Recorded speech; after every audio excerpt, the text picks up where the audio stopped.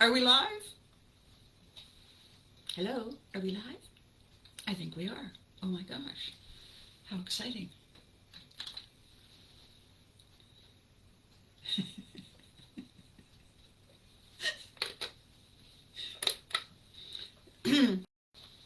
So here's the thing. Facebook just told me I should start over, but I refuse to listen to who are these critics anyway, and what do they know? I think, pardon me for doing this, but I think it's maybe, oh, is that any better? Does that look like anything that makes any sense? Okay. Hang on with me one second. Good morning, everybody, by the way. Good morning. I just have to turn on the other screen so that I can see you. And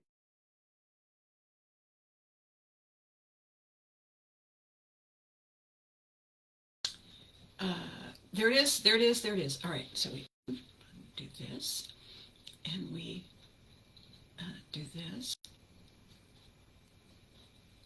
And I think we're there. All right, there we go. Good morning. Good morning, everybody. Is that really low? Am I like totally out of focus here? I wish I could, hang on just a second. It's going to make me crazy now. Well, it really does say on air. It really does, but for some reason it's, did I put it up? Maybe I put it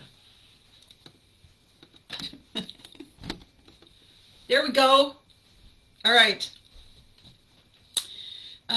Good morning. Well, that opening went well. Poor thing. Poor thing. I wonder how long she's been attempting this. I don't know, a few decades. Keen but slow. So, good morning. Looking great, Melissa. Thank you. Hola, Garen. Yes, you're gorgeous even in front of both cameras. Why, thank you. Thank you. Okay. So, I'm just going to, so Melissa is doing this amazing thing for me, and I just can't wait to actually see them. Good morning, Eddie. How are you? How are the renovations going? Melissa's doing this amazing thing for me. We're going to go to Brockville, Ontario on Sunday the 15th to do FanaticCon Brockville. And because it's Mom's 40th anniversary, and I'm saying Mother's Day is for many people is this Sunday, but for me, it's the 15th, so that I can celebrate with all the people who come to Brockville. Anyway, what Melissa does, Mel's Marvels, she has this wonderful booth when she does these FanCon events, and among the things that she creates, she makes coasters, ceramic coasters. And she's put Mom, Matt Urquhart's caricature of Mom, on a coaster for me, which is just, oh, it's amazing. She sent me a picture and she said, do you like it so far? Well, I love it so far. Are you kidding? So that's something very exciting to look forward to.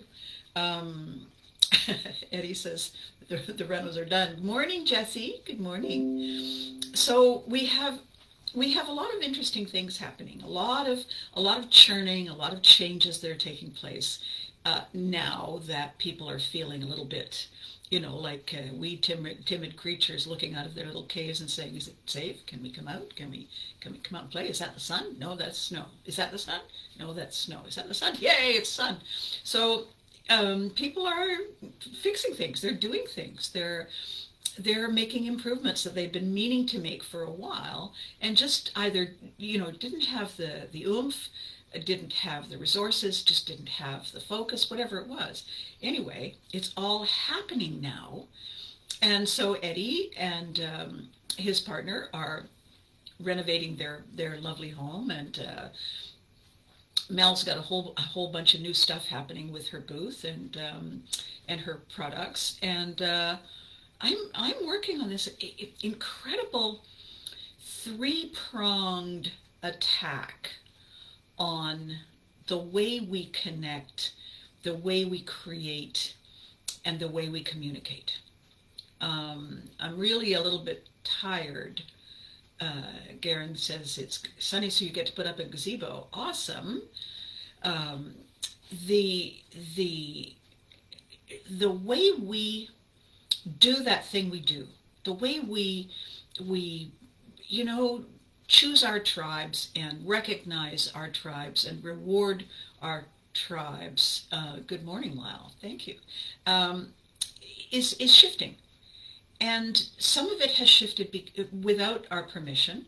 Some of it just kind of uh, happened because of COVID, because of the pandemic, because of people in isolation for such a long time, kind of forgetting how and why they do the things they do. I mean, you know those people who say it only takes 30 days to develop a new habit, and one of the better ways to develop a new habit is to um, create something that doesn't give you time to indulge in the old habit. You know, if you want to lose weight and get fit, if you're really busy and you've committed to working out 10 or 20 minutes a day, every day, then you run out of time to sit and stare wistfully at the fridge. You know, you just don't have as much time to do the thing that's unhealthy because you're busy doing the thing that is healthy. And so what we have found ourselves doing, we in the entertainment industry, is scrambling to reinvent and rethink how we tell our stories, how we go out there. How do you reimagine the roar of the grease paint and the smell of the crowd when you can't go out? Good morning, Phil. How do we do that? And for a long time, I was banging my head against, the pointy edge of my desk the way everybody else was. And then it suddenly occurred to me that most of my show business career was predicated on, of course, the local audience. But the local audience isn't where the big advertising dollars are, and television is very expensive. So how do you reach the more people? Well, you use more than one network. You use more than one platform. You see it all the time in the whole idea of changing your focus. How do we do our local show, but make it something that 200 miles up the road will like it, or 2,000 miles up the road, or an ocean away will even get it? How do we do that? Well, and of course you got writers who looked at what was going on in the world, and you shaped some of your stuff. Way back in the day when we were doing You Can't Fit on Television, we talked about all the countries. We had a premise. If you offend everybody, one single person can't single themselves out and say, you picked on me. Well, of course we did, dear. We picked on everybody. Lucky you. And so we were doing that. We were doing that. When we produced the Care Bears in Ottawa, when we produced Teddy Ruxpin, when we produced all those amazing Marvel comics, when we did Raccoons, we weren't creating those shows for the Ottawa and National Capital Region audience. That was our basic inner circle. We had ripples upon ripples upon ripples and layers of audiences that we were intending to reach. That's what the whole point was. Well, okay, if we were doing that back then, what's the difference now? The internet and how people use it. When we first started, the internet was just kind of saying, hi, what, can I come and play? Now it's saying, I'm walking here. And it's so different. And there's so much great technology that I have no idea how it works or even why. I'm just grateful that it's there, and it allows me periodically to use it sort of off tentatively in the corner. Is this on? Am I on? But I know that there is an expectation now of more. So I said, well, why can't, instead of the old definition of the franchise in show business, The franchise and show business was, you wrote the book. It was optioned as a screenplay. They made the movie. They created the merchandise. They built the action figures. It became a television series. You did the sequel. And on and on and on. And I think the most classic example of that is the Rambo franchise. One story, one movie, boop, boop, boop, boop, boop, and everything else that came with it is all about how many platforms can we use? What do we change? How do we change it in order to look like we meant to do that? You can't just take a thing that was a movie or a book and just go kerplonk. It has to be adapted for the different platform. Well, fair enough. Writer here, adapter here, pivotry master here, adaptation, flexibility, reinvention is who we all are in the entertainment industry anyway. So why can't I do that? Why can't I engage my audiences, my people who used to watch, people who still watch, people who are learning to watch and find me on Facebook and YouTube and Instagram and Twitter and LinkedIn and whatever. Why can't I say, tell me your story. You got a story?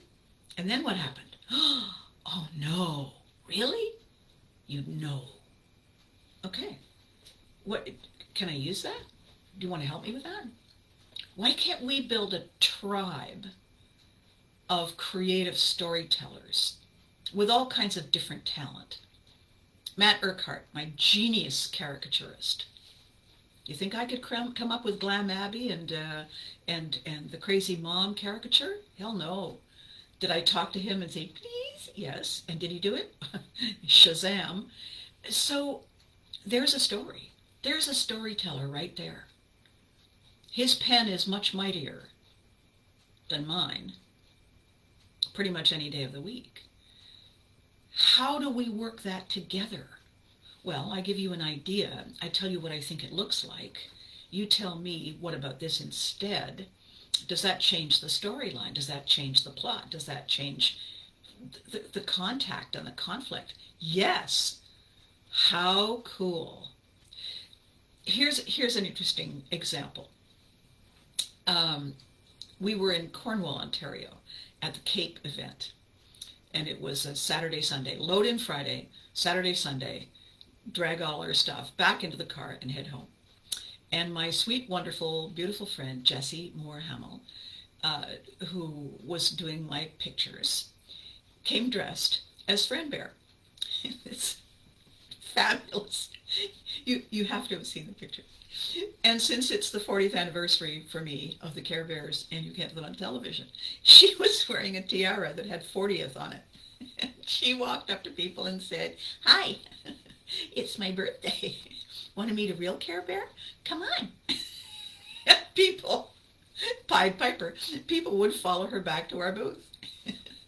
People at other booths are saying, "How are you getting all those people?" I said, "Well, I have a not so invisible secret weapon." Care Bears are us. And people loved it.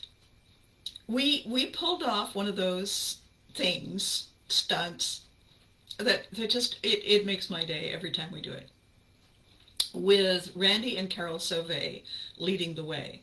They went over and talked to the fabulous stars who had come representing Degrassi. And it was at the end of Sunday, and said, "We need to do a group shot. Come on over to the lockers." So Degrassi's a high school.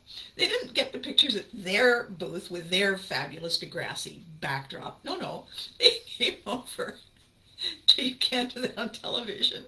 And I set them all up with feather boas, and they all went around behind, and they all did the 1 foot head pop out of the lockers for this amazing shot. It's a group shot of the event organizers, of Abby Mom, of the You Can't Do That on Television lockers, and the Degrassi stars, all in one place together. And you know what we were all saying? We are so glad you came. That's what we were saying. Without you, it's a rehearsal. Without you, it's a hockey arena, actually. And we make it special because you make it special. Does it matter what the platform is? No. We need a, yes, Eddie's just saying, Star Wars is another franchise that gradually snowballed. One movie, next thing you know, every conversation in the entertainment industry, every way that people learn about this global tribe is changing. There's this amazing program. It started in Europe, and you can go to a public library. Instead of taking out a book, you can effectively rent a person who will sit down and tell you about their lives. So if you want to know what it's like to be an astronaut, or you want to know what it's like to be a chef, or you want to know what it's like, to run a daycare, you go to the library and say, I'd like to take out a daycare owner. I'd like to take out a chef, and a chef sits down with you for an hour and tells you what it's like. How awesome is that? Can you imagine if we do that on camera? Oh, how interesting is that? Can you imagine if we make that the premise of a sitcom about a librarian? Okay, I just said that before I realized. I literally, one part of my brain said, librarian. The other part of me said, what do you mean? What do you mean, librarian? I'm telling you, this concept is just creating itself. And that's why I want you on board. Pivotry in Motion has quickly become my flagship project. But you can see the new ideas are saying, wait a minute, what about me? I have an idea. Pick me. Because they're all so exciting. And I have to write that down. Oh my God. I swear to you, I have no idea how that works. I think there's a little person in the back of my head who just writing stuff and says, here, say that. And I do. And then I hear me say it, and the little person in the back's going, yes, excuse me, I'll just carry on with what I'm doing. So this is what my purpose has been. Eddie, I think it's Denmark. You think it's Denmark? Darling, you realize you've just said it's the Vikings. You've just said it's the Vikings who thought of it. Well, of course we did. Yes. So, if I can do this with you, we have this massive movement waiting in the wings. I have no idea what you're genius at. I have no idea what your superpower is. I barely know what mine is. So it's up to us to have conversations, so you tell me. And one of the things I did with Melissa, I really thought about it when she said, I'd love to do a mom coaster. And I was just going to send her the picture that Matt had created. And I thought, no, I have to be planning ahead. This is the power of personal branding, and I have to pay attention because I'm talking about it, obviously. So the coaster says storymetv.com, because that is where you go to find out how you get in on this incredible concept. I want every single person to get greedy as hell and think, okay, what's in this for me? How can I make this work? What can I do? Where's my seat on the boat? Can I get an aisle seat? Where's my oar? I want this to be exciting and new and different. And I have this really solid feeling that it's going to explode. It really is. It's just going to go like fireworks because it's so cool. So Story Me TV is our stories, yours and mine, as the guts, as the essence of a show. Name the show. Story Me TV is my production company. Right now, it's a website.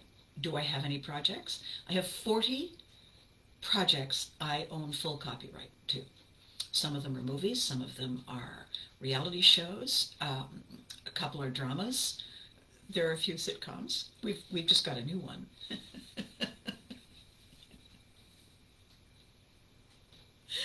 Oh. The librarian. Oh dear, that's just too funny. So, lost my focus there for a second. So today I want to talk to you about where we take this, how we take this. And it all comes back to pivotry. And very specifically, it comes back to personal brand pivotry. And I have a couple of stories to illustrate that make you say, oh yeah, really cool. One is one of those things that happens to me that makes me go, oh, okay then, pivot, pivot, pivot, pivot. And the other one is just pure genius. But before I get to the illustrations, I need to explain it to you. Here's what brand pivotry is. And I'm going to use this as one of the examples in the Pivotry in Motion book series. There was a fellow who had a pizzeria. He and his brother purchased it, and they were in college, and so they were running it to make money on the side. And he very quickly realized that he was going to, just grow old and learn to hate the smell of pizza if he didn't do something different, better than, uniquely his, in order to, how is it an idea without a light bulb? Garen, I'm channeling my inner light bulb, but seeing as it's you.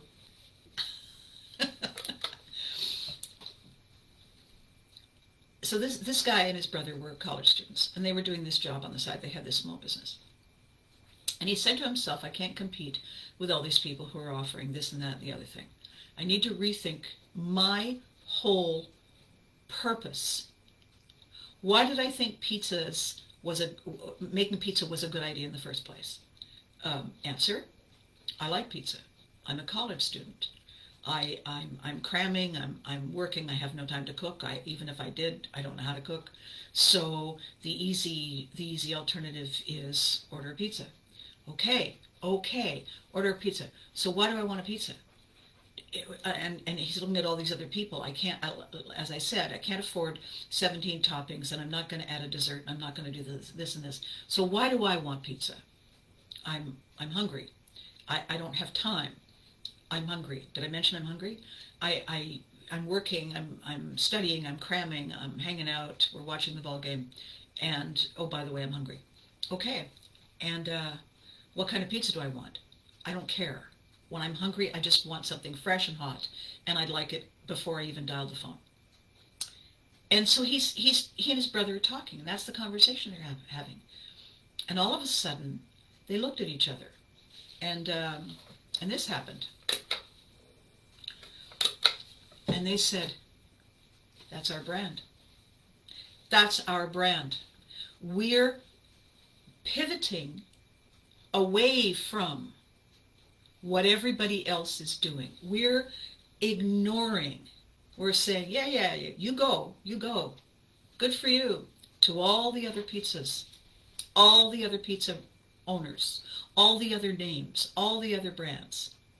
And we're going to strike out on our path. We're going to market and sell pizzas for people like us. Period. And who are people like them? Well, they're college students.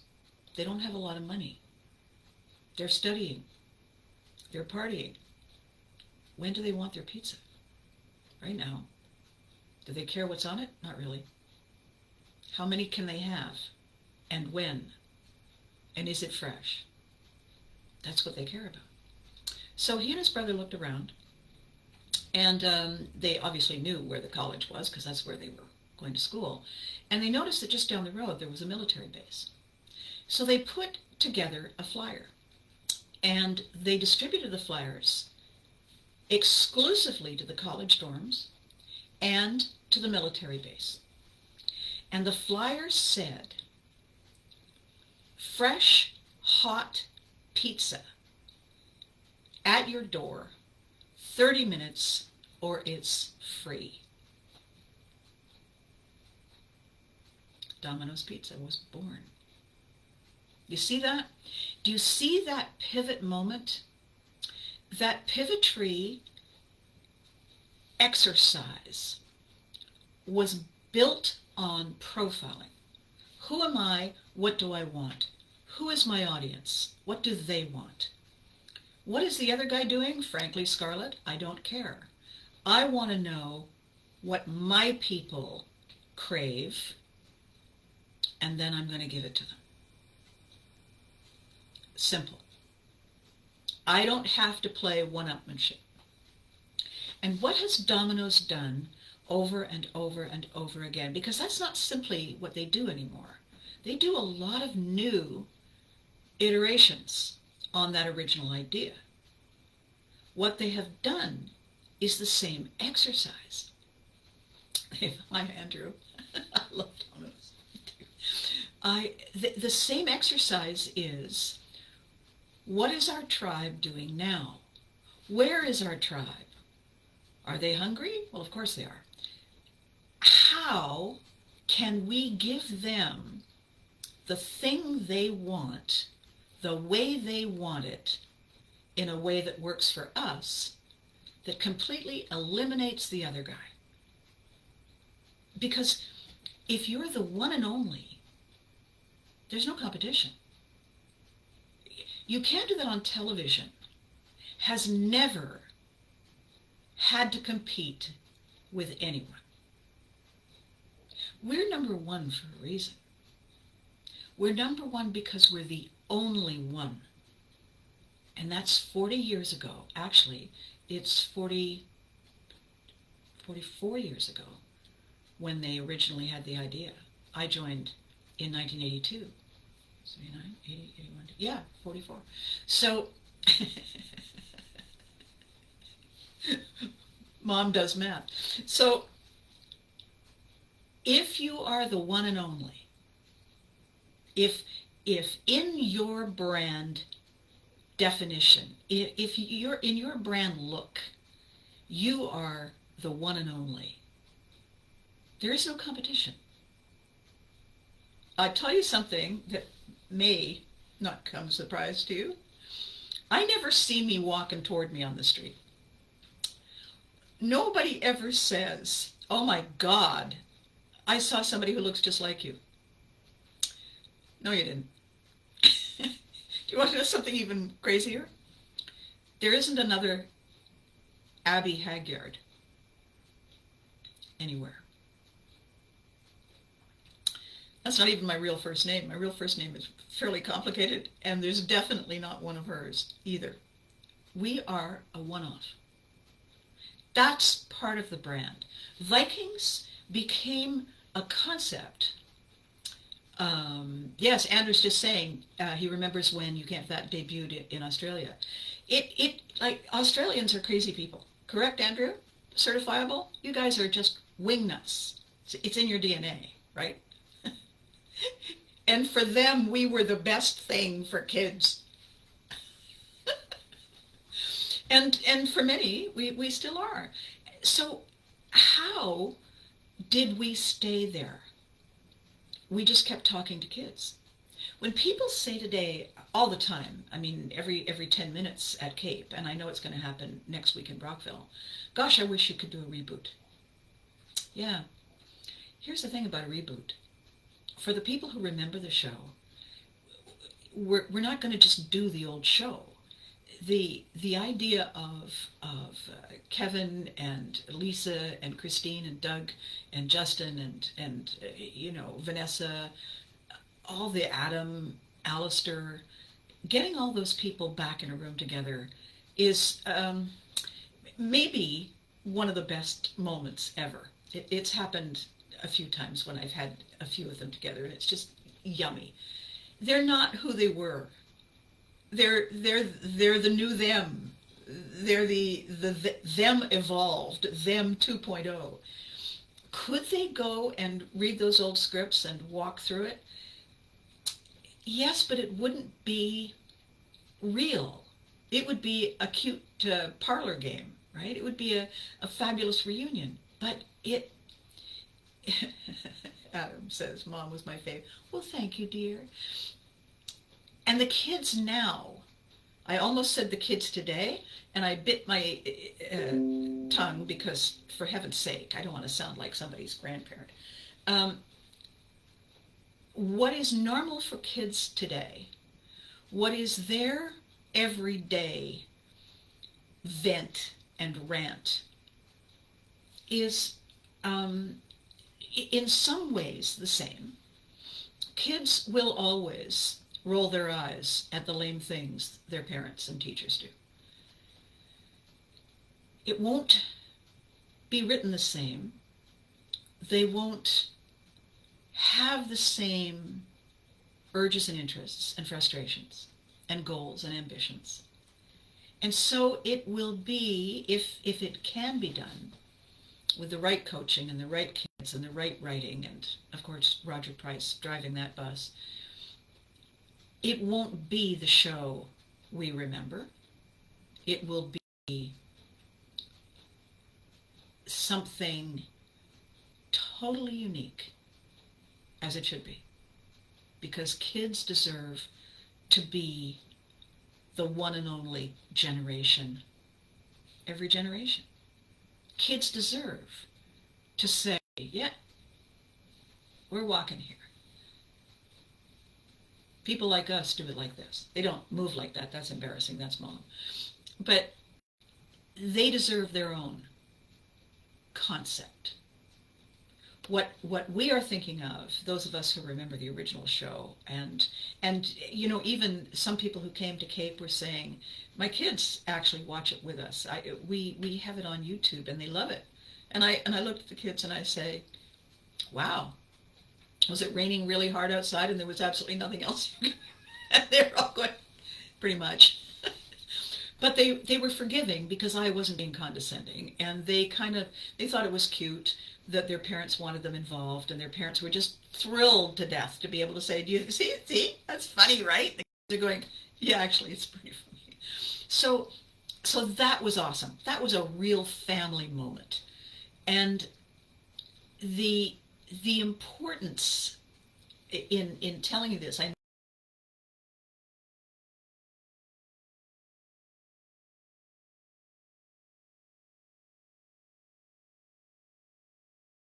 in looking at what it means to change your brand up, to refresh it, to use the same process, the profiling process, to get it right, to connect with your audience in a way that makes their little heart smile. That process is still there. What your purpose is to say, that was me then, this is me now, how much fun is this? We'll never forget that. We want you to get to know this. And that's a big, big reason. Eddie says, coincidence, I just got a phone call from my mom. Hi, Eddie's mom. Hello, dear. Long-suffering fellow mom. What we want to do is we want to be able to give people the tools and the permission to see.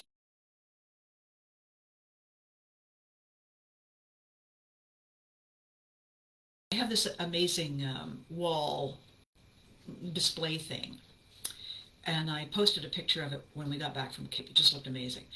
Matt Urquhart did the artwork. So it's a caricature, Glam Abbey facing this way, Glam Abbey facing that way, and then there's a central panel that has Velcro capability, and so you can stick things on it. And one of the things I was sticking on it were these clear plexiglass holders that you put pictures in, and the picture I put in was the picture I was signing for people. And somebody said, "Oh my God, you need to put two exactly the same, put them beside, because they mirror the caricature. It's incredible." So I did that, and then I had this huge display of You Can't Do That memorabilia. I had the hats, and I had the gloves, and I had the wristbands. I'm wearing my wristband today, my slime green wristband. You can't do that on television. See how fabulous this is? Little hearts. So these are going to be in Brockville. The other wristbands I have on, aside from Pivotry, is I have the 3 Care Bears wristbands, so they're going to be at Brockville. The whole idea of the way I post on social media, in showing you pictures of the days when I was modeling, and the days when I was doing theater, and the days when I was doing television, and the days when I was doing public speaking, and so on. And today is to allow you to see the thread that my brand has always been the same brand. I've just had the ability to pivot it to meet an audience demand. So You Can't Do It on television. Same woman becomes a mom, becomes a librarian. Care Bears, same woman becomes Friend Bear, and Wish Bear, and Level Up Bear. On demand. Theater, same woman becomes Shirley Valentine, you see, on demand. What's my brand? I'm a Viking with a side order of military bride. What does that mean? It means I was raised as a gypsy child, and I'm a citizen of the world. Always have been. Global from birth. How I introduce that in different media, how I tell the story, is based on the character required that the audience needs to see and hear and get to know and connect with, feel a connection to. That's my brand. And one of the things that works so well for me, that I'm so grateful for and lucky for, is my ancestors' DNA, because I don't age that fast. I have these pictures, and it's essentially me. There's a few things, that aren't the same, and oh well, oh well. There's a lot. There's enough that's still the same that people say, "Oh my gosh, I'd recognize you anywhere." It was great. I think I told this story last week. One of the volunteers sort of blinked at me and said, "I expected you to be older," and and then he was horribly embarrassed and apologized. I said, "Don't apologize. Why would I be older?" He said, "Well, I'm older." And I said, "Well, that's your problem." and I say to people, I was actually talking to my very, very fabulous friend Lance Moran, who is the showrunner for the FanaticCon franchise, and they have this daughter who is adorable. And when I first saw her picture a couple of years ago, I blinked and I sent him a picture of me at the same age, and we could be sisters. And I said, "Lance, I don't know how to say this to you, dear, but you're in for a world of trouble. You may want to We probably need to talk at some point so that I can, I don't know, protect you a little. Because if that kid is anything like me, and she's a lot like me when you look at her,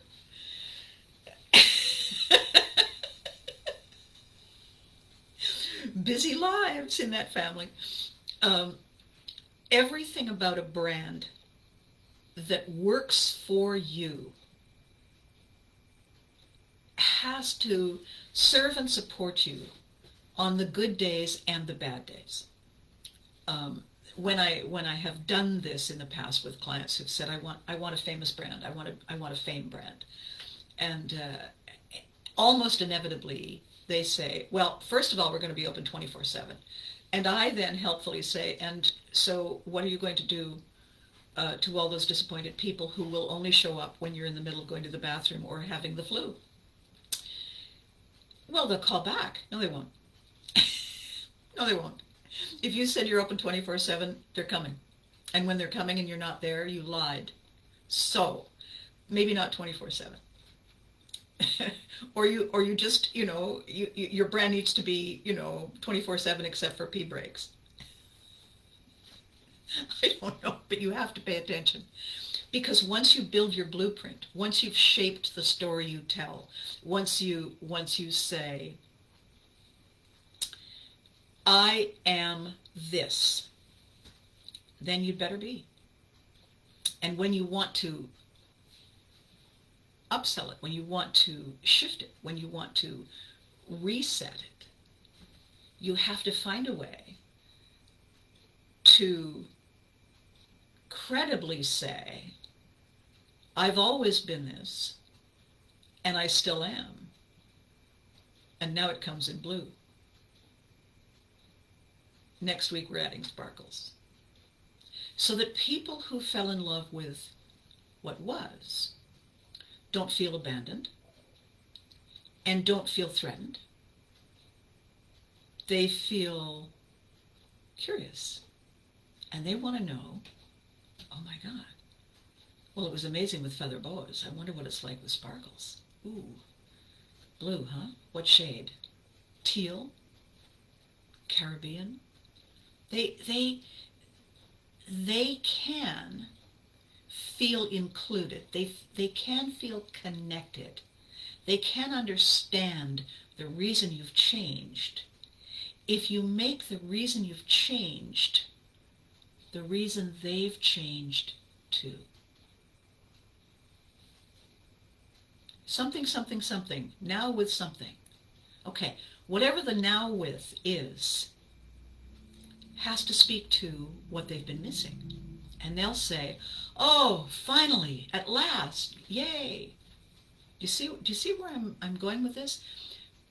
Brand pivotry has incredible power because you're not starting from zero. You're leveraging the power of your previous success. Once you've established a brand that works, that people fall in love with, that identify with, adding one thing is like birthday time. It's Christmas. As long as it's not too crazy and it doesn't drive you crazy. Very important. So brand pivotry is profiling the people like us who do things the way we do, because that's who you're selling your stuff to. That's your audience. So you've defined your audience, and they don't stay where they were. All of you who loved You Can't Do That on Television, who came to Cape, made a very interesting discovery. The lockers are smaller than you remember. You can't step through them, which is why the pose for a lot of them was just left foot out, smile to the camera, because that's all that you can fit through the door. They're teeny weeny. They're teeny weeny. Because 10-year-olds were using them on the show. So people don't feel that they've changed. They look in the mirror and they say, oh, what was that? How did it, where am I? Hello? Brand pivoting, personal brand pivoting is, I used to do that and now I do this. It's the same, only different. That's brand pivoting. Personal brand is how people can recognize you. It's what people remember. It's the slogan. It's the look.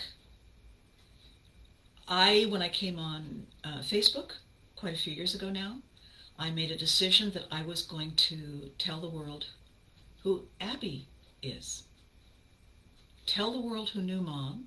Tell the world who knew the Care Bears, who grew up with Teddy Ruxpin.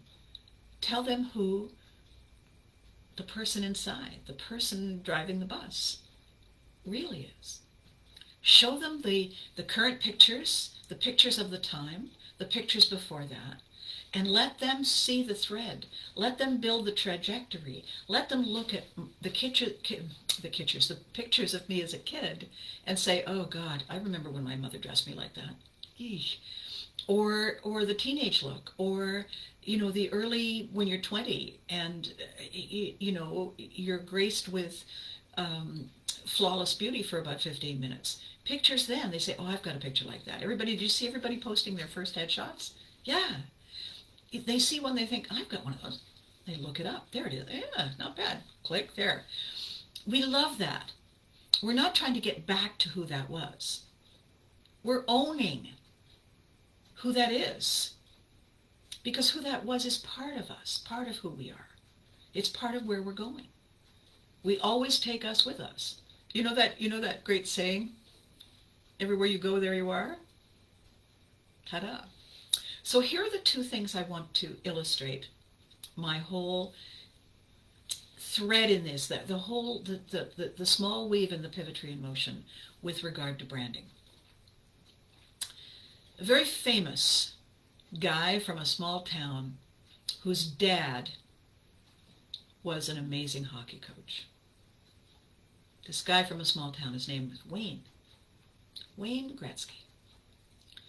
And Wayne Gretzky's dad taught him something that changed everything in Wayne's life. Wayne Gretzky is very famous, world famous, for saying something classic about hockey. He says, I don't skate to where the puck was. I skate to where it's going to be. That's profiling. It's physics.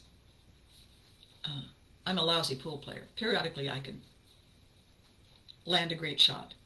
I know nothing about the physics. I know that physics is the powerful element, that if you do this and you do that, then you get the other. What Wayne's dad taught him, and what Wayne Gretzky has always said, is essentially anybody can chase a puck. Anybody can run after a bus. The winner, the one who hits the puck and scores, the one who catches the bus, is the one who figures out where it's going and goes there. And when the puck arrives, well, then you hit it with a stick. When the bus arrives, you get on and say, how you doing? And look out the back window at all those people who aren't going to catch the bus. Wayne scores and then looks around at all the people still chasing the puck. That's profiling. That's profiling. And without realizing it, we do it every day. Sometimes we do it really well. Yeah, exactly, Eddie. Skate to where it's going to be. Where what's going to be? Everything. Everything. When I was working on my business book, which I had called Market Centrics, I think I told you this story before, but I think it's worth repeating. I was a Harvard professor who's had a theory, business professor, had a theory, and he published a book called The Blue Ocean Strategy. And it was about competition. And why would you swim in shark-infested waters? Aim for the blue ocean. In a sense, he's talking about profiling. Market-centrics said, find out what they want. And then give it to them. Like, don't give them something else. One of the little things that I said on the inside of the book, if you invite your best friend over for supper, and you know their favorite meal is, pick something, chicken, why would you make them liver and lima beans? If their favorite meal is, then that's the meal you make. Why? Because they're your best friend and you've invited them for dinner and you want them to have a meal that makes them say, oh my God, you made my favorite meal. You want that as opposed to, what is this on the plate? What are you doing? And as they say, what is this on the plate? What are you doing? What have you done? They're thinking of all the things they could have done instead at home that would have required less effort. Find out what they want. Find out why they want it. And feed the why. That's profiling. When you figure out that little equation, when you look at anybody you know, and you say to yourself, here's a profiling exercise. What is their favorite thing? What is their absolute favorite thing? I don't know. What do you mean? Oh, I don't know. Food. Name it. What's their favorite color? Name it. What's their favorite music? Name it. Song? Name it. Fashion? Name it. Vacation destination? Hobby? Name it. Okay. You now have a list of all the things right there in front of you to choose from the next time you want to do something that makes them say, oh,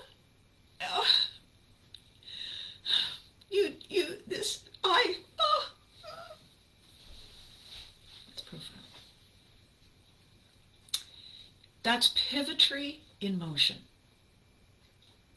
How you pivot for you is the same deal.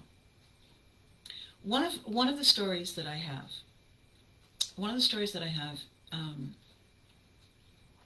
that is, it's beautiful and shattering and inspiring.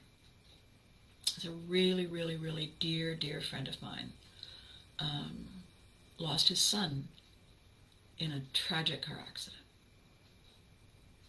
Devastating. The family devastated. Just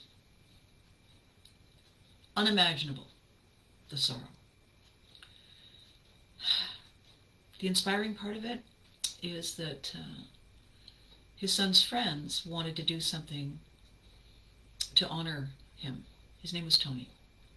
So his friends, his buddies from high school, created something called Tony's Promise, and it's a wristband.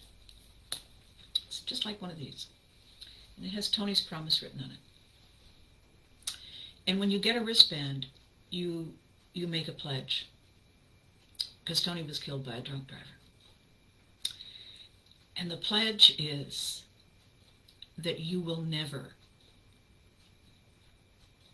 ever,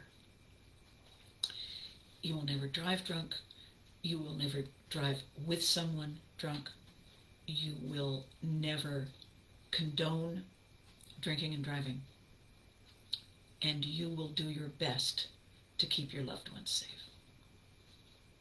Tony's Promise. How they got the word out?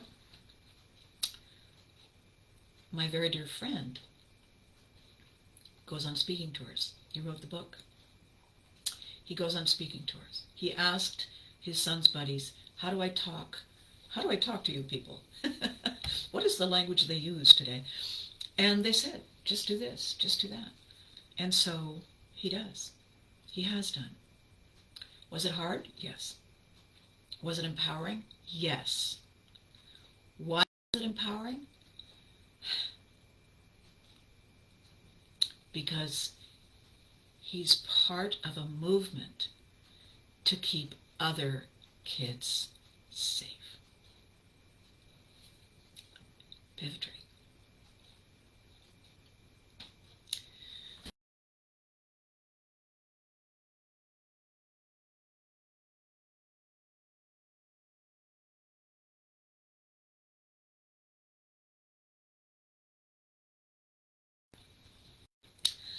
I'm honored to know him. He gave me the book that he wrote, and I'm going to quote it when I do his chapter in Pivoting. He gave me permission. And we need to think about those moments that happen to all of us. Think about the moment itself, sure. But that's just the starting point. That's the little trigger that builds the momentum, that fuels a movement, that creates a concept, that becomes a show, becomes a series, becomes a journey. If chefs can travel the world sampling food, why can't we do the same? Why can't we do the same with people who are finding their brand, are finding their voice, are finding a new path, who are turning 20 or 30 or 40 or 50 or 70 or 120 or whatever it is, and they're saying, you know, I think I want to take up this. Why can't we show them that it's possible? You and me together. Why not? Why can't we? There's no reason we can't. Mom says so. So, kind of a heavy story, and so worth sharing. The funny story that I want to end with is one of those things that happens to you when you're branding a client, and you thought they got it because they appeared to get it. They had all the signs and they gave all the signals that they got it. And then we're about to go on, and apparently they didn't get it. And then we get to watch Abby Pivotry in motion in the moment. It's a cross between a windmill and a tap dancer. Because now what am I going to say when I walk out on stage to introduce them? So here's what happened. Again, a very heavy story, a very important story. I was approached by someone who said, I have a friend who deserves recognition for surviving something unimaginable. And her fabulous white knight agrees with me, so will you meet with them? Yes, absolutely.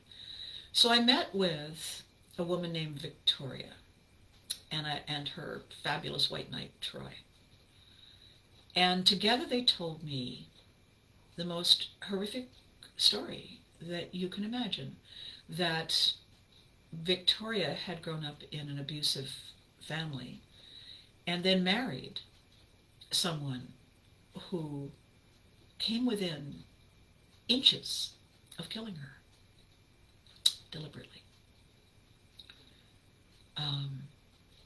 He hit her on the back of the head with a crowbar and left her to die, and went to spend the day with his family, his folks.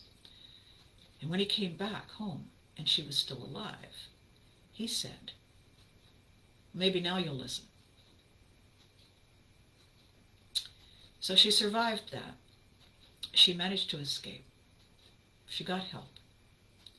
She dealt with epileptic seizures because of that crowbar incident. She managed to survive that. And all the other various things throughout her life. She, if you can be a serial entrepreneur and a serial survivor and a serial anything, this woman is a serial miracle, truly. because any single one of the things that happened to her could reasonably have killed her, and they didn't. So did her story deserve to be told? Absolutely. Now, when I met her, she had this fabulous haircut. It was pixie short. She's this tiny, adorable, gorgeous woman. And her hair, and she was a hairdresser, and her hair was two shades, fire engine red and hot purple. Stunning. I looked at her and I said, wow. And she said, you like it? And I said, I don't like it. I love it. And she said, you know what? Want to know what the colors stand for? Yeah. One stands for abuse, and the other stands for survival. And I'm both of those. And I said, I have an idea. I have an idea for your book. I think I think I know where we need to go with it, but your color theme has to be the red and purple, with gold maybe. And she said, I love it. Let's do it. So it started out as one book, and the book is called Lost and Found. And the cover, that beautiful, beautiful cover design, is like a page turning. And one half of the page is this woman in the darkness. You can just see her face emerging, and she has all of this graffiti across her face. Not good enough, not worthy, not lost and broken and damaged. And then the other half of the page is the picture of her in full color smiling. Graffiti's gone. Lost and found. I'm so proud of that book. So proud of the project itself, and so honored to have met her and to have heard her story. So we did that book. And then we did a little workbook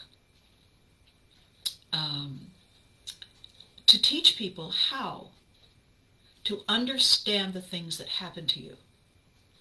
And once you understand them step by step, you can not forget. You can forgive the anger you were carrying. You can even forgive them, because letting go of that allows you to move on. So we did that workbook. And then as I was showing her book to people, I realized that I had made a ghastly mistake. I had written a book about someone whose life was so horrific, no one could ever identify with her. And that wasn't our purpose. Our purpose was to showcase how brave and miraculous she was and her life was. Also, to inspire people to take heart, to feel less lost, to know that there is possibility. The thing was, her story was so extreme. I thought I need to interview other people. So the next two books, one is called Survivors, the other is called White Nights. And so it has become a collection. It's available on Amazon. And the survivor stories, I interviewed 10 people from all across North America, each one chosen to represent one of the things that had happened to Victoria, so that you could see the kaleidoscope that these things do happen, that people do survive them. The White Nights was interviews with people who had rescued people who had gone through one of the 10 things. And as a result, I had this now tribe of people representing the rage, the abuse, the damage, and the survival. All the books were all the same in terms of their color theme. The purple and the red with white and touches of gold. It was so rich and so elegant. And we got her a speaking gig. She really felt that she wanted to do speaking. She wasn't sure to what extent her damage would allow her to do as much as she was keen to do. But she really wanted to give it a try. So I reached out to a very, very good friend of mine working in radio, and she told me that, oh yeah, we're going to be doing a retreat. We'd love to have her as a guest speaker. Great. So we get all ready. We order the books. We tee things up with the hotel where they're staying. It's a women's event. They're going to be away for, I don't know, 2 or 3 days off in the country, and Victoria was going to be the keynote speaker, and I had calmed Victoria down. I said, I'll be your moderator. I'll make sure that nothing goes wrong. So everything was set, clothes picked, we knew exactly what we were going to do, we knew when we were going, we had everything all laid out. The day we leave, I go to their house. The day we leave, ding dong, Victoria opens the door. Her hair is brown. And I said, and she said, I know, right? What a change. And I said,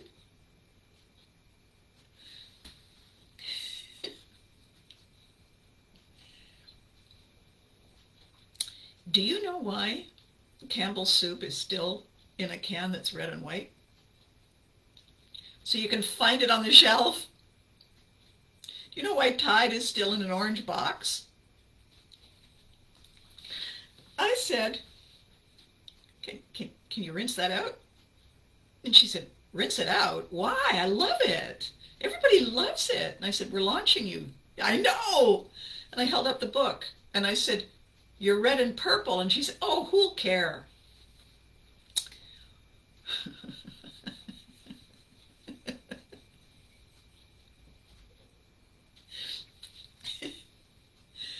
And in truth, okay, the color of her hair wasn't the main point.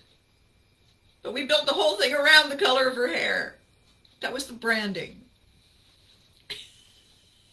Do you have any idea how many fewer magazines Hugh Hefner would sell if there was a hippopotamus on the top instead of a bunny? Just saying. Or an alligator.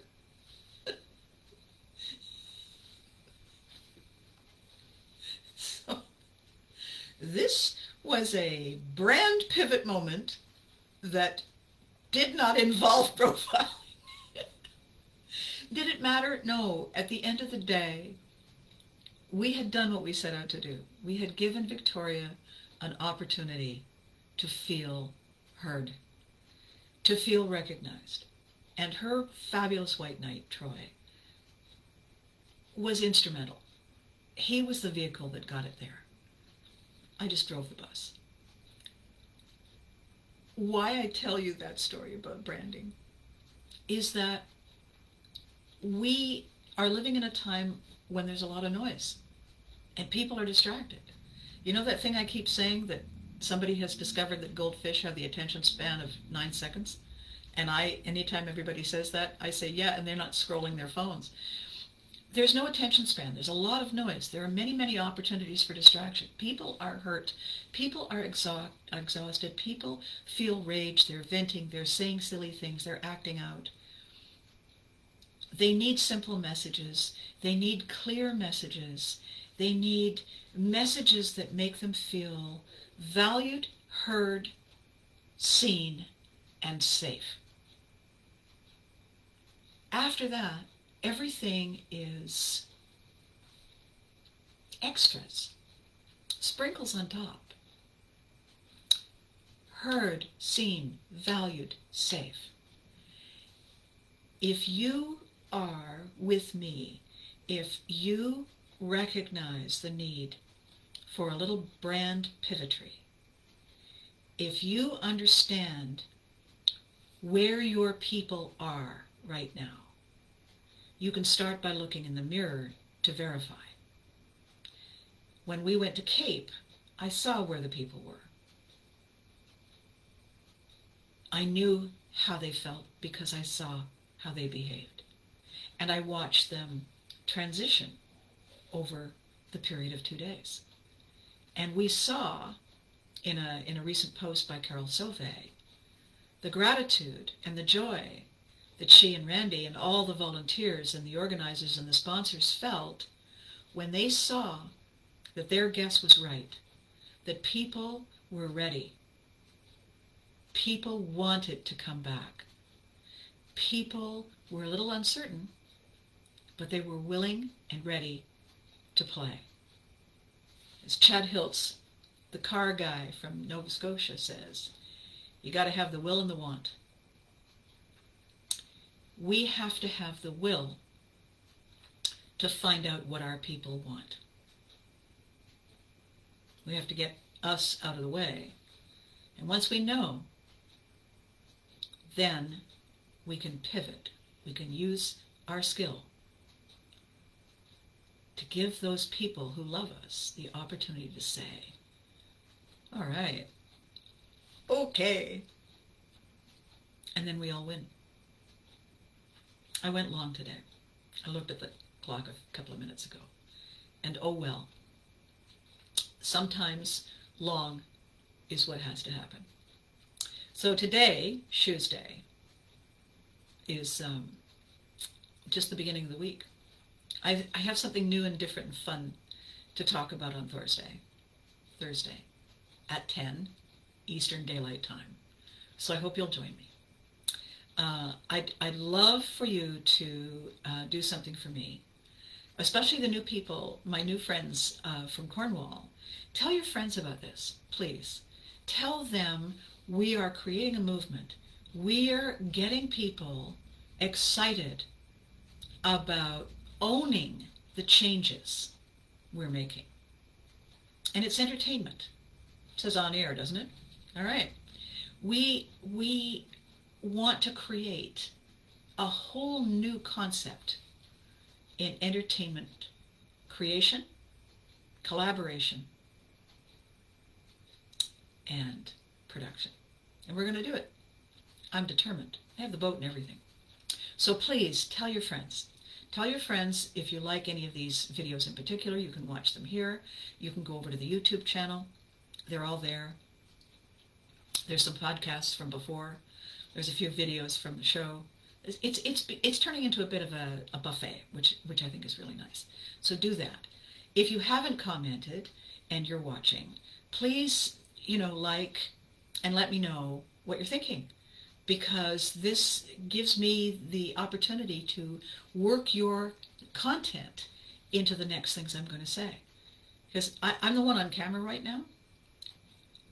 I'm not the only one in the room. It's nothing without you. You knew that, right? Awesome. Okay, so until Thursday, you know the drill. Be good to you. You're worth it. And after that, hug your loved ones. And don't forget, Brockville, Sunday, Mother's Day 2.0, Fanaticon. You need to be there. See you next time.